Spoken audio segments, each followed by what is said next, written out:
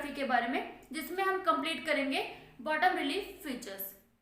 हमने जो क्लाइमेटोलॉजी शुरू किया था उसमें हमने सारे के सारे टॉपिक्स कवर कर लिए, एक सिर्फ हीट बजट का रह गया और बाकी सारी थ्योरीज रह गई हैं।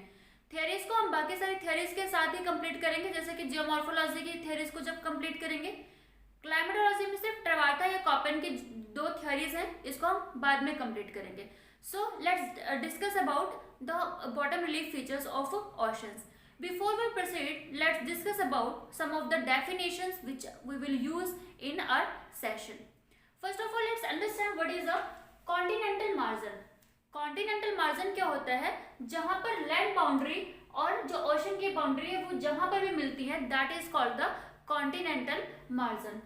Next in this series comes a continental shelf. Continental shelf is a marginal area which is submerged under the sea water. मतलब कि कुछ पानी में कुछ ऐसा एरिया होता है जो कि रॉक एरिया होता है, वो पानी के अंदर सबमर्ज हो जाता है, that is called the continental shelf. We will discuss it briefly. Next one is a continental slope, gradually decreasing slope towards the ocean basin is known as the continental slope. Next one is a rise. कभी कभी क्या होता है कि समुद्र के तल से ऊपर कुछ उठा हुआ भाग दिखाई देता है, that is called rise. Abyssal plain. Abyssal plain is also known as the deep ocean plains. These are the most extensive areas as compared to the continental regions. Next one is a rift. Rift के बारे में हम जब geomorphology पढ़ेंगे तब वहाँ पर हम इसकी कुछ थ्योरीज को कंप्लीट करेंगे, ताकि फिर आगे आने वाला टाइम पे हमें ओशनोग्राफी में हमें ये हेल्प करे, तो इसको हम वहीं डिस्कस करेंगे। Guyots are the sea table lands which are volcanic nature. मतलब कि एक तरह से ये you can see that this is a table like formation which is of volcanic nature. Next one is a sea mount. Sea mount these are the conical volcanic hills which are in this formation. Last one is a sea level. Sea level जहां से हम किसी भी स्थान की ऊंचाई को आगे मापते हैं, ये सबसे निचले स्तर का एरिया होता है जहां से उसके ऊपर की सारी ऊंचाई वाली जगहों के बारे में उसके मेजरमेंट्स लिए जाते हैं। तो हम थोड़ा ब्रीफ में डिस्कस करते हैं कॉन्टिनेंटल शेल्फ के बारे में। Continental shelf is a marginal area which is submerged under the sea water with average depth of 100 fathom. 100 fathom, यहाँ पर जो 1 फैथम होता है वो इक्वल होता है 6 फीट के बराबर। दैट मीन्स अगर हम इसको 6 से मल्टीप्लाई करेंगे तो ये 600 फीट डीप वाटर होता है, जो ये कॉन्टिनेंटल शेल्फ है इसको ऊपर तक कवर करके रखता है। This is a gradually sloping towards the ocean basin. Let's understand by diagram.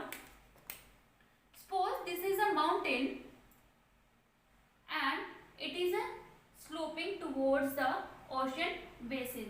This sloping boundary is called, which is submerged under the water, is called continental shelf.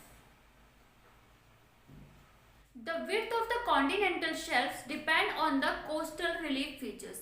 अगर जो mountains हैं वो कोस्ट के बिल्कुल नज़दीक है, तो जो कॉन्टिनेंटल शेल्फ होगी वो नैरो होगी और लेस एक्सटेंसिव होगी।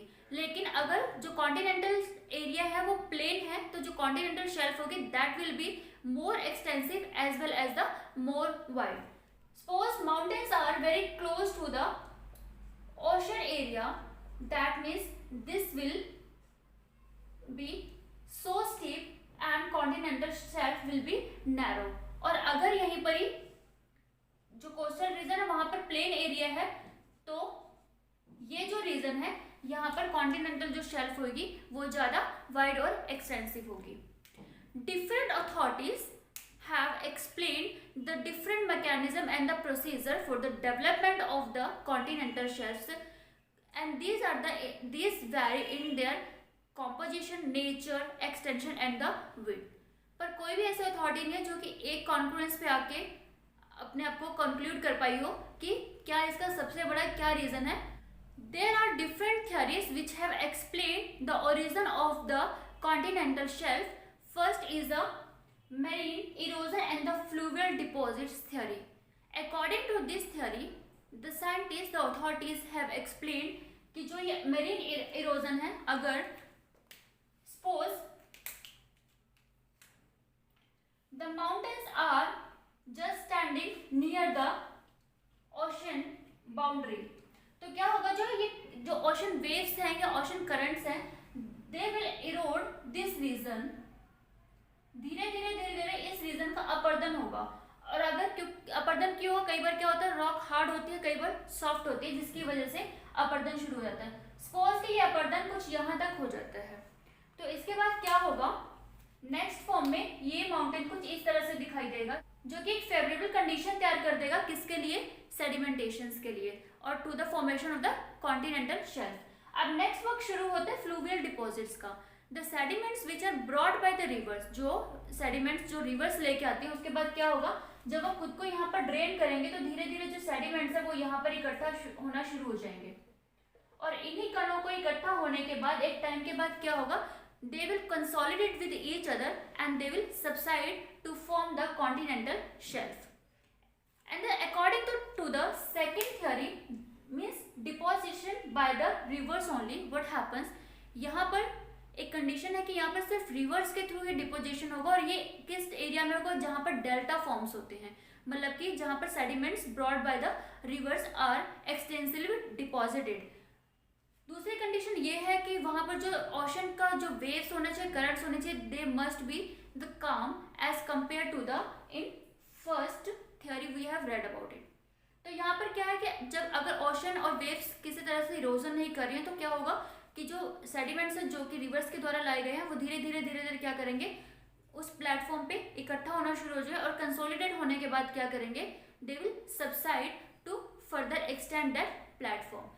So this is the second theory to explain the formation of the continental shelf.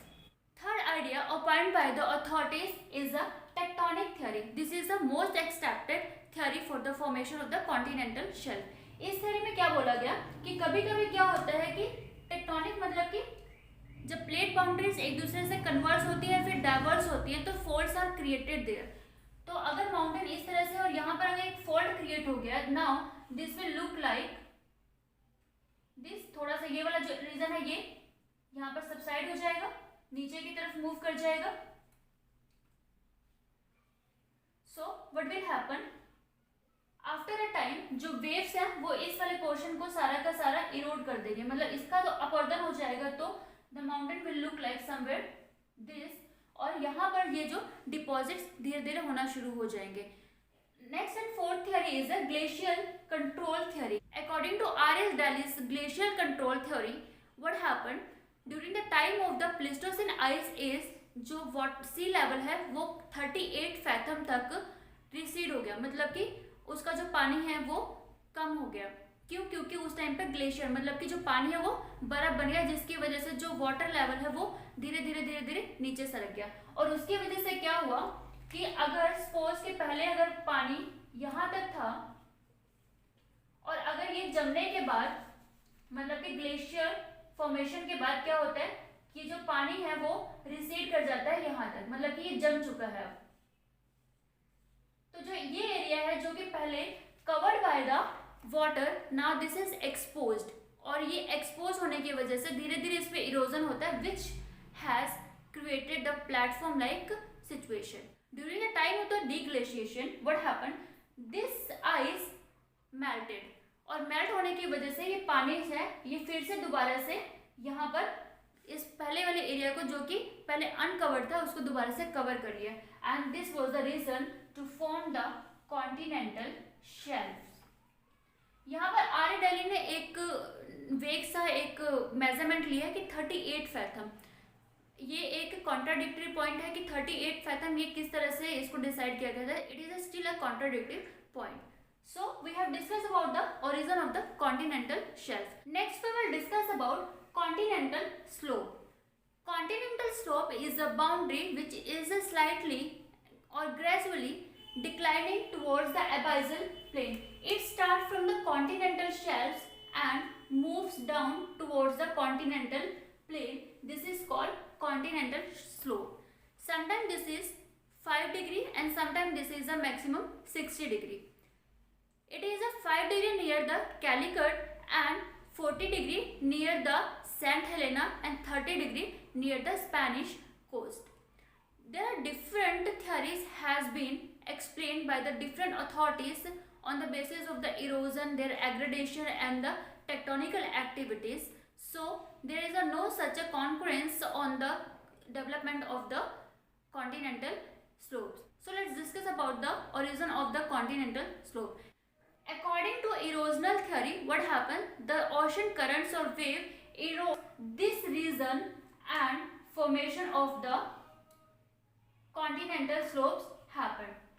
This theory is based on the presence of the submarine canyons. Second one is a tectonic theory. जैसे कि अभी हमने continental shells के बारे में पढ़ा कि एक फॉल्ट टाइप की सिचुएशन क्रिएट हो जाती है and which causes the formation of the continental shells. Similarly, in the case of the continental slope, what happened? Sometimes faults are created here, and this region is eroded away and causes the formation of the slope of this region. Next one is a deep sea plains. This is also known as the abyssal plain. What happened? This is the most flat and the rolling characteristic of the bottom relief features. It covers the 76% of the total relief features of the ocean. इनमें से जो 80.3% है वो Pacific ocean में cover होता है.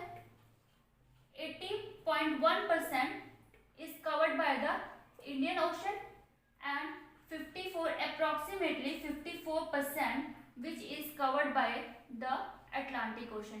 यहाँ पर एक बात नोटिस करने वाली है कि अटलांटिक ओशन जो कि इंडियन ओशन से बड़ा है और पैसिफिक ओशन से छोटा है, बट लेकिन जो कॉन्टिनेंटल डीप सी प्लेन है, जो प्लेन एरिया है, वो यहाँ पर कम क्यों है? The reason is because the presence of the continental shelf. जो अटलांटिक ओशन है वहाँ पर एबंडेंटली जो कॉन्टिनेंटल शेल्फ प्रेजेंट है, उसकी वजह से जो इसका जो बेसिन एरिया है वो कम हो जाता है. Next one is ocean deeps. Ocean deeps, these are the depression in the sea bottom area. These are called deeps when they are deep, very deep and narrow, and these are called trenches when they are extensive and linear along the coastal regions where the mountain is facing to the sea region. For example, Murray Deep and the Mariana Trench. Next one is the submarine canyons. These resembles with the continental canyon.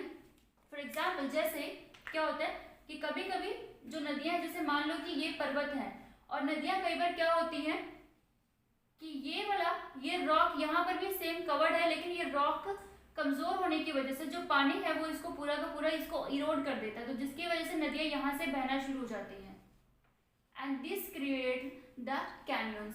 और same type का feature है वो ocean bottom topography में भी दिखता है.